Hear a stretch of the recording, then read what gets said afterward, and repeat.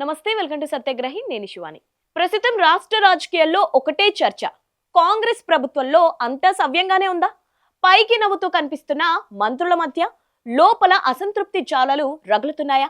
ముఖ్యమంత్రి రేవంత్ రెడ్డి ఒంటెద్దు పోకడలతో వెళ్తున్నారా? మమ్మల్ని అస్సలు పట్టించుకోవడం లేదు అంటూ సొంత పార్టీ కేబినెట్ మంత్రులే రగిలిపోతున్నారా? అవును, ఇప్పుడు కాంగ్రెస్ అంతర్గత వర్గాల నుంచి వస్తున్న లీకులు చూస్తుంటే ఇదే నిజం అనిపిస్తోంది. 11 కీలక శాఖలు తన దగ్గరే పెట్టుకున్న సీఎం మిగిలిన మంత్రుల శాఖల్లోనూ వేళ్లు పెడుతున్నారనే ఆరోపణలు వెల్లువెత్తుతున్నాయి.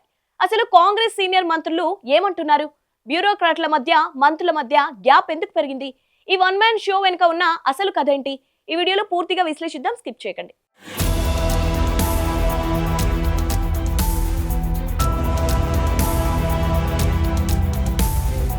రాష్ట్రంలో పరిపాలన అంతా ముఖ్యమంత్రి కార్యాలయం నుంచే నడుస్తోందని, మంత్రులకు కనీసం సమాచారం కూడా ఉండటం లేదని సీనియర్ మంత్రులు వాపోతున్నారు.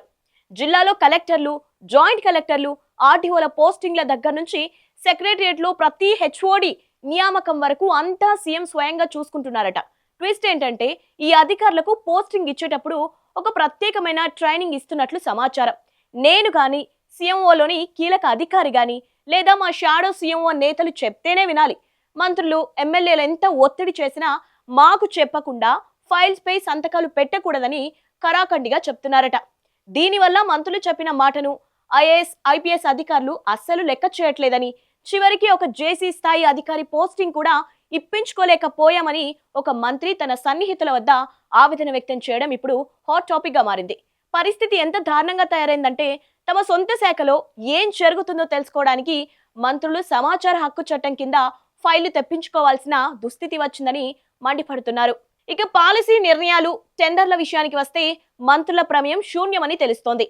దాదాపు 1,50,000 కోట్ల విలువైన మూసీ ప్రాజెక్టు టెండర్ అయినా, 5 లక్షల కోట్ల విలువైన వివాదాస్పద హిల్ట్ పాలసీ అయినా అంతా సీఎంఓ కనుసన్నల్లోనే జరుగుతోందని టాక్. హెల్త్ పాలసీపై సంబంధిత మంత్రికి ఎలాంటి పెత్తనం లేదని, డిప్యుటేషన్ పై వచ్చిన ఒక సీఎంఓ అధికారి దీనిపై రివ్యూలు నిర్వహిస్తున్నారని ఒక సీనియర్ మంత్రి తీవ్ర ఆందోళన వ్యక్తం చేశారు.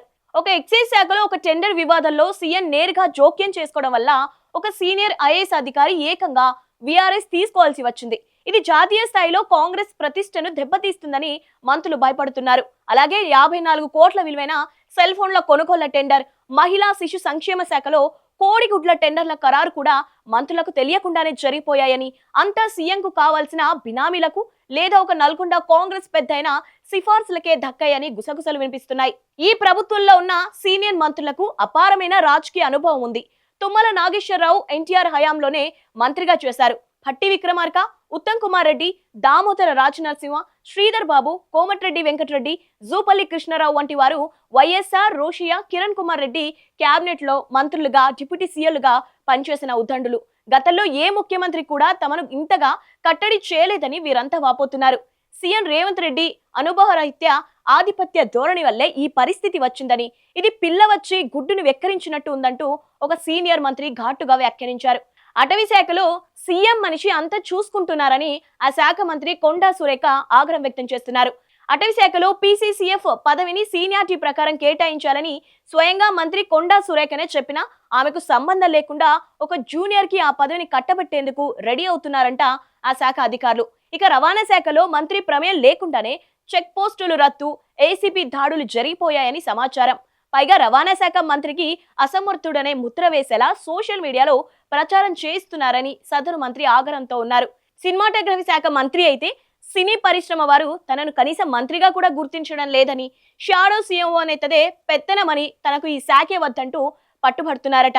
మరో మంత్రి అయితే తనకు ప్రోటోకాల్ ఉంటే చాలని, శాఖ వ్యవహారాలన్నీ సీఎంనే చూసుకోవాలని తేల్చి చెప్పేశారట.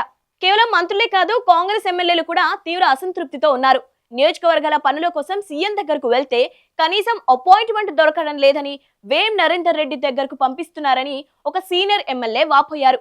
మేము ప్రజల పనుల కోసం వెళ్తుంటే ఏదో వ్యక్తిగత పైరవీల కోసం వస్తున్నామంటూ సీఎం అనుకూల మీడియాలో చెడుగా ప్రచారం చేస్తున్నారని ఎమ్మెల్యేలు మండిపడుతున్నారు. అంతేకాదు, నియోజకవర్గ అభివృద్ధికి నిధులు అడిగితే రాష్ట్ర ఆర్థిక పరిస్థితి బాగాలేదని, దానికి బదులుగా ప్రతి ఎమ్మెల్యే నెలకు 5 కోట్ల చొప్పున కాంట్రాక్టు బిల్లుల కమిషన్లు తెచ్చుకొని తీసుకురావాలని స్వయంగా ముఖ్యమంత్రి సూచించారని ఒక ఎమ్మెల్యే సంచలన ఆరోపణ చేశారు. అవి కూడా 3 నెలలు ఇచ్చి ఇప్పుడు ఆపేశారని, మమ్మల్ని ప్రజల్లో డమ్మీలను చేశారని ప్రజాప్రతినిధులు ఆవేదన వ్యక్తం చేస్తున్నారు. విజయాలన్నీ సీఎం తన ఖాతాలో వేసుకుంటూ వైఫల్యాలను మంత్రులపై నెడుతున్నారని ఆగ్రహం వ్యక్తం చేస్తున్నారు. కాంగ్రెస్ పార్టీ అంటేనే అంతర్గత ప్రజాస్వామ్యానికి మారుపేరు. అలాంటి పార్టీలో ఇప్పుడు పూర్తిగా ఏకపక్ష నిర్ణయాలు నడుస్తున్నాయని, ముఖ్యమంత్రి తప్ప మంత్రులంతా డమ్మీలే అనే సంకేతాలు ప్రజల్లోకి వెళ్తున్నాయని సీనియర్ అధిష్టానం దృష్టికి తీసుకెళ్లడానికి సిద్ధమవుతున్నారు.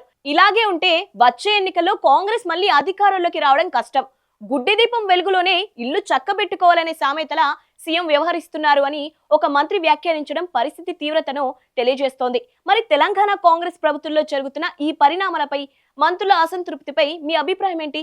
దీనిపై మీ అభిప్రాయాన్ని కింద కామెంట్ బాక్స్ లో తెలియజేయండి. మరిన్ని ఇంట్రెస్టింగ్ అప్డేట్స్ కోసం మా ఛానల్ ఇప్పుడే సబ్స్క్రైబ్ చేసుకోండి.